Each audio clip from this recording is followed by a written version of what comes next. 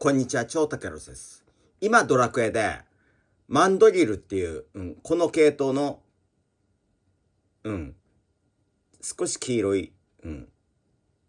大猿のモンスターいますけど、俺の中では、マンドリルより、この緑色の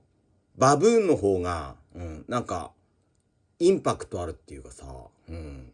どうしても俺、バブーンの方が、イメージ的に強いんよね。バブーン、バブブーン、バブバブーン。ご視聴ありがとうございました。